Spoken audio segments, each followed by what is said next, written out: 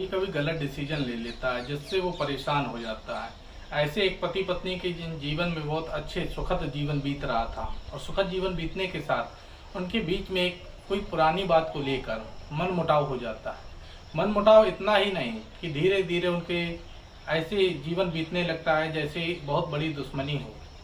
बहुत बड़ी दुश्मनी के चलते बात जो थी वो तलाक तक आ जाती है और आपस में एक दूसरे से तलाक ले लेते हैं। पति इसलिए खुश हो जाता है कि ठीक है तलाक ले लेंगे, हम अपनी दूसरी शादी कर लेंगे और दूसरी शादी के साथ अपना जीवन जो है बहुत अच्छे से बिताएंगे।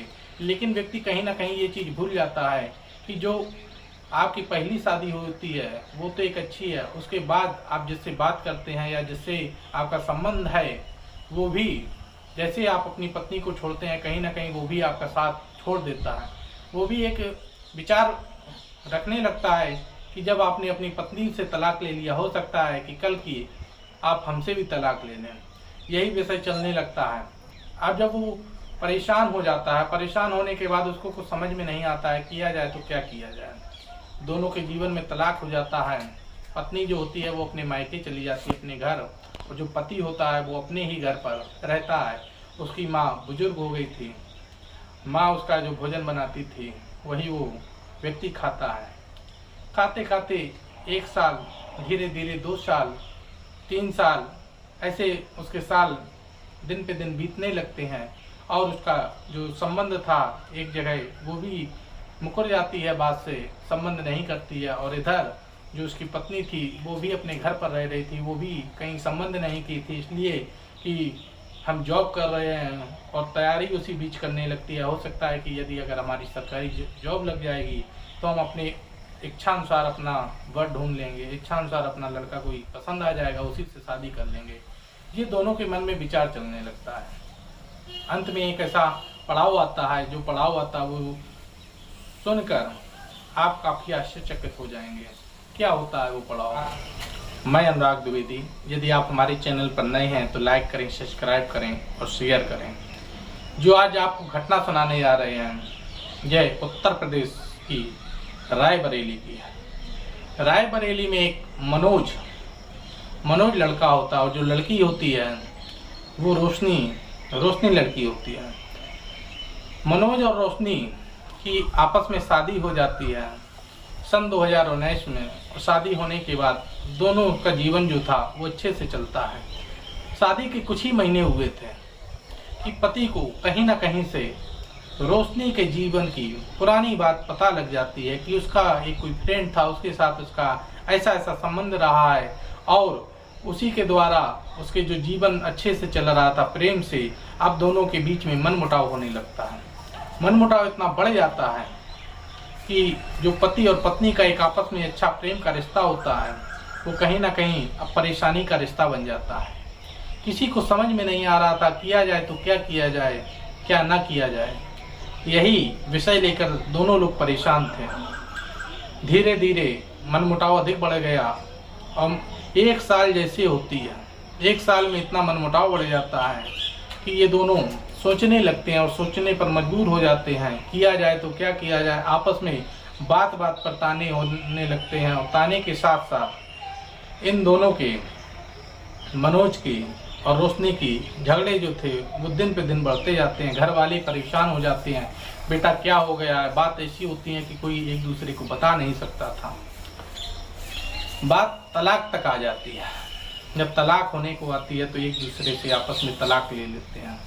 तलाक लेने के बाद जो रोशनी होती है वो अपने घर पर चली जाती हैं, वो तैयारी करने लगती हैं कि हम जो तैयारी कर रहे हो कहीं ना कहीं यदि हमारी जॉब लग जाएगी तो हमारे जीवन में जो कष्ट है वो नहीं रहेगा।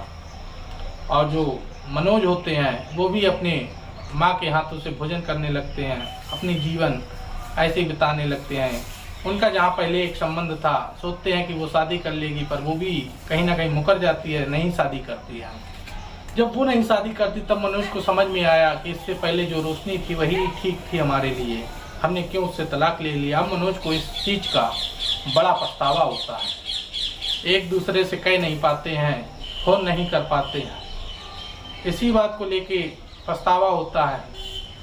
एक दिन जो रोशनी थी वो प्राइवेट सेक्टर में काम करती थी और जो मनोज थे वो अपने गांव में खेतीबाड़ी किया करते थे। खेतीबाड़ी करते करते एक दोस्त का ऑफर आया कि यदि आपको जॉब करनी हो तो यहाँ आ जाए।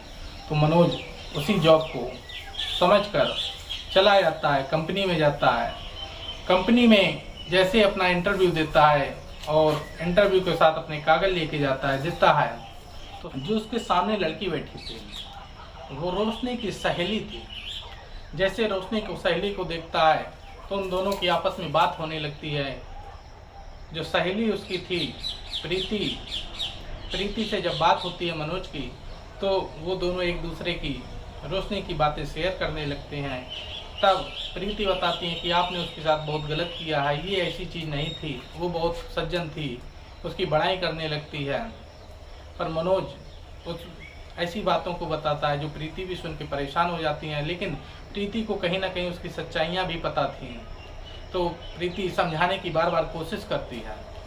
कहीं ना कहीं जब मनोज समझ जाते हैं उस बात को, तो मनोज को उस चीज़ पर पछतावा हो जाता है। और पछतावा होने के बाद तब प्रीति बताती हैं कि जहाँ पर आप काम करने आए हैं यहाँ पर रोशनी भी काम कर रही हैं, लेकिन जो रोशनी काम कर रही थी उनकी पोस्ट जो थी वो काफ़ी बढ़ गई थी। और पोस्ट के साथ जब मनोज वहाँ काम करने गए तो दोनों के एक दिन ऐसा समय आता है कि दोनों की मुलाकात हो जाती है। उस समय जो रोशनी थी वो ड्यूटी बांट रही थी, सुपरवाइजर थी।